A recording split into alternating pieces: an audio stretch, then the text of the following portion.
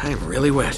What is good, YouTube? Have you ever thought to yourself, oh man, I wonder if I should play the first Uncharted, but it's so old and I don't know if it's still worth playing. If you just thought, hold up, wait a minute. What's this dude talking about? Uncharted isn't old. I have some bad news for you. 2007. At the time of recording, this game is over 15 years old. So yeah, it is old. And so are you. Sorry. However, if you've never gotten into the series but wanted to, or just want to indulge in some juicy nostalgia, I'm your man, because right here, right now, we're going to review the first Uncharted game way too late. Welcome to the Backlog project, where we play through a gigantic backlog of games and you get to choose which one will be covered next. Just head down to the description of the video to take part in our weekly poll and pick your favorite.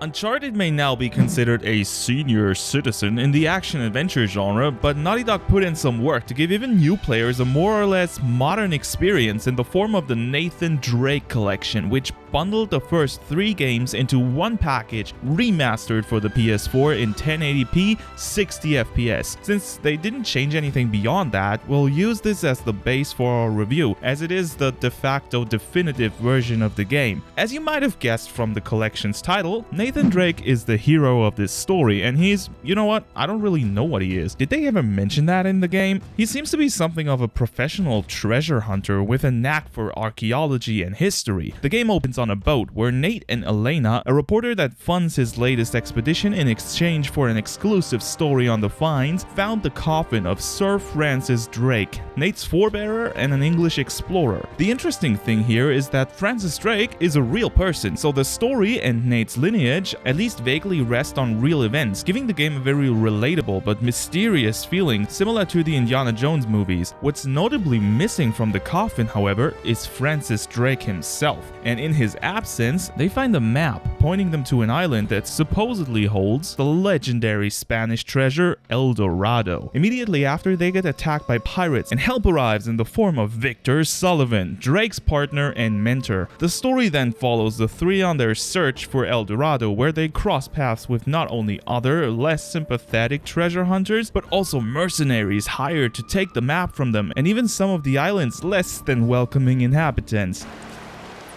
Cheery. Since this game is very story focused, I won't be going into any more detail than that, except for saying that what you will find here is a superficial but very enjoyable experience, like what you'd expect from a good action movie. Just don't expect any deep characters, lore, or even explanations for what happens, especially in the later parts of the game. While we're already comparing the Uncharted experience to a movie, let's talk about the music, because just like the story, the music of Uncharted is very much akin to films, which isn't really a surprise given that Uncharted was the first and only time Greg Edmonson worked on a video game score, as he is much better known for his work in TV series and movies like King of the Hill and Firefly. The result of this is a bombastic soundtrack that perfectly supports the cinematic experience of Uncharted. It just doesn't really support the gameplay. You will often find yourself not hearing any music at all during gameplay sections because most of the music wasn't written to be looped, so it'll just stop once you reach the end of any given track, with the next one only starting up once you proceed to the area that triggers it. Usually not a big deal, this makes some longer chapters feel devoid of music and thus tension. When it hits, however, it doesn't miss, and the game's score is a prime example of how to use very subtle music in video games, even if it fell flat in the execution. Naughty Dog did a tremendous job in creating beautiful locales for this title, be it the lush jungle, rocky mountainsides with a beautiful view of the ocean, ruined villages used as outposts for the mercenaries, and even long forgotten tombs and underground facilities. Everything in Uncharted looks gorgeous and fits the theme of the game, while still being varied enough to never let you get bored from looking at it. Some of the shots you get while exploring the island are downright breathtaking, and with the game running at a solid 60fps, you can immerse yourself in scenery you won't find every day. Adding to said immersion is the environmental sound, with forest animals in the background while you're exploring, but gone when you get into a firefight, or your footsteps echoing down a tomb's dark hallway. This is one of those games that I highly recommend playing with a nice pair of headphones. You will hear the sounds all around you, and you can even notice subtle things like the faint sound of the waves crashing pushing against the walls of the cave you're exploring. The only thing that takes away from that immersion are the animations. Don't get me wrong, they aren't bad per se, they're just 2007. That probably didn't bother most people back then, but nowadays, especially with this being a remaster, it's hard to take a game serious when characters look like this. Or this. Okay, here's another one for good measure.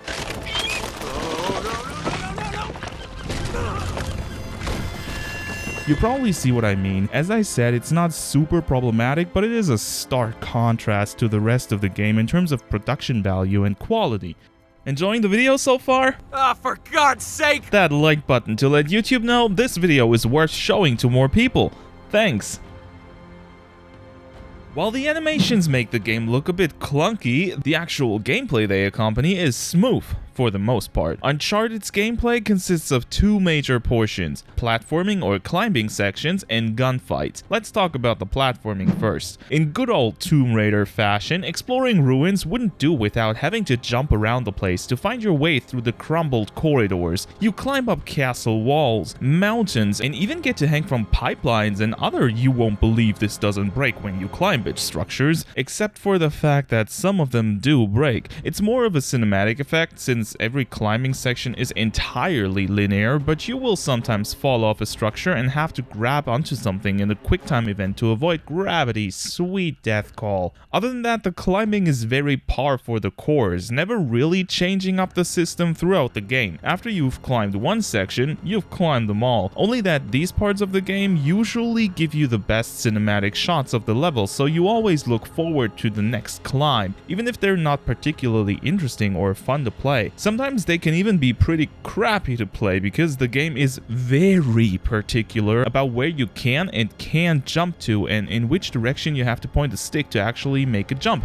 I've heard Nate! No! Quite a few times during my playthrough, and more often than I'd like to admit was it not because I got killed, but because I accidentally jumped off into the abyss instead of towards the next ledge. Sometimes Nate even loses his grip all by himself, making you wonder if those big arms are just for show. From a combat perspective, Uncharted is your everyday third-person cover shooter. You can use the circle button while near cover to go behind it, which makes you basically invincible to all enemies that cannot see you. They'll still keep shooting though, so all you really need to do is wait for them to reload, poke your head out for a second to get a few shots in, and repeat that until they're all dead. In all my time with the game, the AI never tried to rush my cover, so as long as you're positioned favorably, you will have a pretty easy time. Of course, the same goes for enemies, and some levels are designed in a way to put you at a severe disadvantage, so you'll have to face enemy fire one way or the other. On lower difficulties, this isn't much of a problem because nothing except for snipers can really kill you fast enough before you find a new position. And even if some shots hit you, your health recovers automatically after being in cover for a few seconds. On the higher difficulties, however, this game becomes an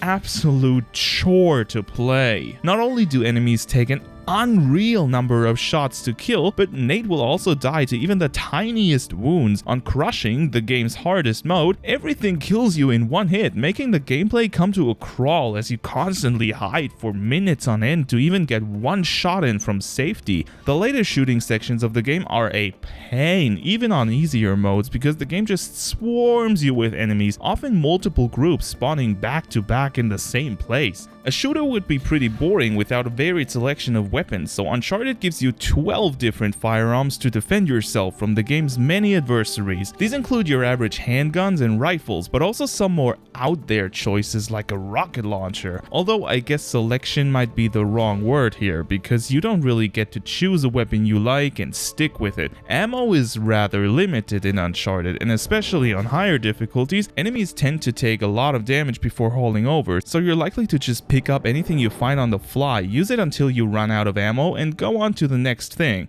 Enemies will also drop their weapons, so you're unlikely to ever get stuck without a weapon if you don't purposefully waste your ammunition. However, some weapons are a lot more useful than others, while the handguns, for example, are always viable due to having high ammo capacity and being pretty easy to land headshots with. Something like the shotgun is nearly useless on Crushing mode because you're likely dead before you even get close to hitting someone with it. Sometimes between all the cutscenes, climbing and shooting, the game will hit you with a puzzle you need to solve to proceed. The unique thing about these is that the solutions are usually very obscure, with no way of knowing how they work without checking a guide, and said guide is in Nate's pocket in the form of Francis Drake's diary. For every puzzle in the game, Francis has noted hints to its solution, with your job being to decipher them to move on. To be fair, most of these hints are very on the nose, so you're unlikely to really struggle with any of these puzzles. They're a decent way to break up the gameplay loop though, and I like how they made the hint system part of the game's universe instead of a simple menu screen. Even though Uncharted is a very linear experience, there's still value in exploring the game's areas, namely collectibles. But what kinds of collectibles, you might ask? Well, think for a second. What collectibles could a game about a professional treasure hunter have?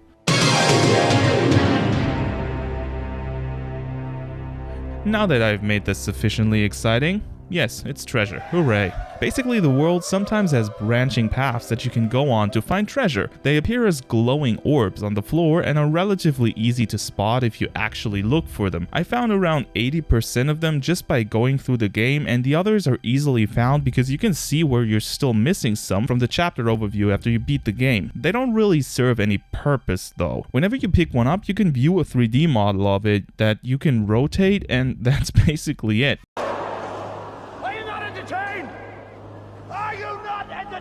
Well, they do one thing: unlock bonuses and achievements. The original Uncharted didn't have trophies when it came out, so to give players something to do after beating the game, Naughty Dog included challenges in the base game that later got turned into trophies as well. Said challenges can range from collecting X amount of treasure to killing 5 enemies in a row with melee hits, and completing them unlocks certain rewards for the game. For example, if you collect 40 treasures, you can play through the game as Elena. Other unlocks include starting chapters with a weapon of choice, different screen filters for the game, concept art, or even wild stuff like mirroring or flipping the game world on its head. I love this approach to story-based game design because it allows the developers to tell a cohesive story that doesn't overstay its welcome, but also include interesting content that grants replay value to players that really want to get their money's worth.